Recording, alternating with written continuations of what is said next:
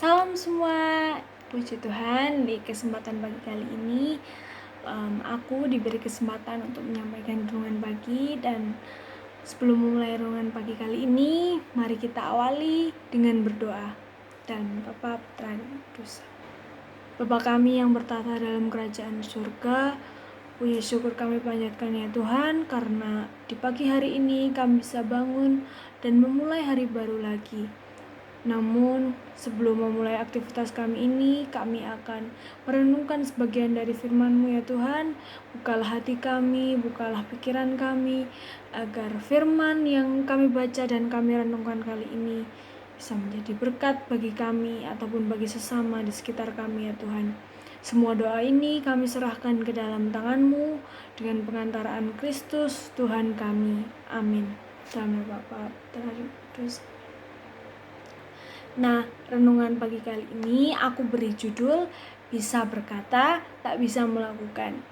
Diambil dari Matius 23 ayat 1 sampai dengan 12. Mari kita baca bersama-sama. Matius 23 ayat 1 sampai dengan 12. Maka berkatalah Yesus kepada orang banyak dan kepada murid-muridnya, katanya, ahli-ahli Taurat dan orang-orang Farisi telah menduduki kursi Musa. Sebab itu turutilah dan lakukanlah segala sesuatu yang mereka ajarkan kepadamu. Tetapi janganlah kamu turuti perbuatan-perbuatan mereka, karena mereka mengajarkannya tetapi tidak melakukannya. Mereka mengikat beban-beban berat lalu meletakkannya di atas bahu orang, tetapi mereka sendiri tidak mau menyentuhnya. Semua pekerjaan yang mereka lakukan hanya dimaksud supaya dilihat orang. Mereka memakai tali sembahyang yang lebar dan jubah yang panjang.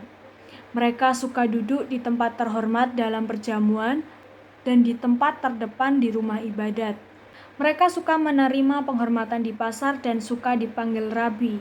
Tetapi kamu, janganlah kamu disebut rabi, karena hanya satu rabimu dan kamu semua adalah saudara. Dan janganlah kamu menyebut siapapun bapa di bumi ini, karena hanya satu Bapamu, yaitu Dia yang di sorga. Janganlah pula kamu disebut pemimpin, karena hanya satu pemimpinmu, yaitu Mesias. Barang siapa terbesar di antara kamu, hendaklah ia menjadi pelayanmu. Dan barang siapa meninggikan diri, ia akan direndahkan. Dan barang siapa merendahkan diri, ia akan ditinggikan. Amin. Nah, dari sini kita udah bisa lihat nih kesalahan orang Farisi dan ahli-ahli Taurat. Mereka ini mengajarkan tapi tidak melakukan, seperti yang tertulis di ayat yang ketiga, karena mereka mengajarkannya tetapi tidak melakukannya. Nah, sebenarnya apakah ajaran yang diajarkan orang Farisi dan ahli-ahli Taurat ini salah? Jawabannya tidak. Justru Yesus menegaskan di ayat yang ketiga, sebab itu turutilah dan lakukanlah segala sesuatu yang mereka ajarkan kepadamu. Yesus sendiri mengajak kita agar kita menuruti dan melakukan segala sesuatu yang diajarkan oleh orang Farisi. Namun Yesus mengingatkan kita untuk tidak boleh menuruti perbuatan orang Farisi. Mengapa demikian? Ya karena itu tadi, cara hidup orang Farisi tidak sesuai dengan apa yang diajarkannya. Dari sini kita bisa dikatakan diberi peringatan keras ya oleh Tuhan.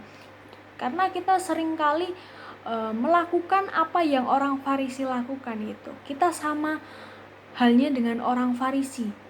Kadang kita melakukan sebuah nasihat, kadang kita kayak memberi nasihat kepada orang atau memberi kata-kata bijak mungkin. Tapi apakah kita bisa melakukan semua itu? Mungkin banyak yang dengar ngomong tok itu gampang, prakteknya belum tentu, gitu kan ya. Nah, kita bisa berkata ataupun mengajarkan sesuatu kepada orang, namun nyatanya belum tentu kita bisa mempraktekannya. Dan mungkin juga teman-teman pernah dengar kalimat ini, satu on aksi lebih berharga daripada 1 ton teori. Jadi percuma kita panjang lebar ngomong gitu kan ya, panjang lebar nasihat sana sini gitu kan, tapi nggak ada prakteknya gitu. Karena kebanyakan orang itu membutuhkan tindakan konkret, bukan hanya omongan semata gitu. Nah, misal nih ya, sebagai contohnya aja nih, misal kita janjiin teman kita jajan ataupun segala apapun itu gitu ya. Misal contohnya di sini jajan gitu. Besok aku bawain jajan deh. Teman kita jawab, temenan ta gitu kan ya. Jangan ngomong tok loh. Mungkin teman-teman semua pernah menyadari itu dan pernah melakukannya gitu. Nah, dari situ kita juga bisa lihat apakah omongan kita ini bisa dipegang gitu kan. Apakah omongan kita ini bisa kita realisasikan sebagai sebuah perbuatan atau tindakan konkret gitu. Jadi dari bacaan ini kita diajak untuk merealisasikan, mengintrospeksi diri gitu ya. Mengintrospeksi diri, apakah kita sudah menyelaraskan apa yang kita keluarkan dari mulut kita sesuai dengan apa yang kita perbuat gitu. Ya, sekian renungan pada pagi kali ini. Semoga renungan kali ini bisa menjadi berkat bagi kita dan bagi sesama di sekitar kita. Mari kita tutup renungan pagi kali ini dengan doa. Dalam nama Bapa, Putra, dan Roh Kudus. Tuhan Yesus Kristus, puji syukur kami panjatkan karena kami sudah merenungkan sebagian dari firman-Mu Tuhan. Semoga sebagian dari firman-Mu ini bisa kami pahami, kami resapi, dan kami lakukan dalam kehidupan kami sehari-hari.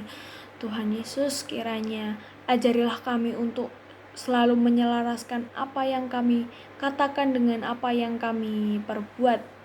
Ya Bapa, sebentar lagi kami akan melanjutkan aktivitas kami masing-masing.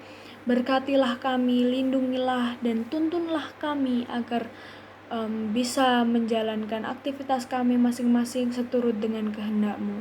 Terima kasih Tuhan, semua doa ini kami serahkan hanya di dalam nama Tuhan Yesus Kristus. Demi Kristus Tuhan dan pengantara kami, amin.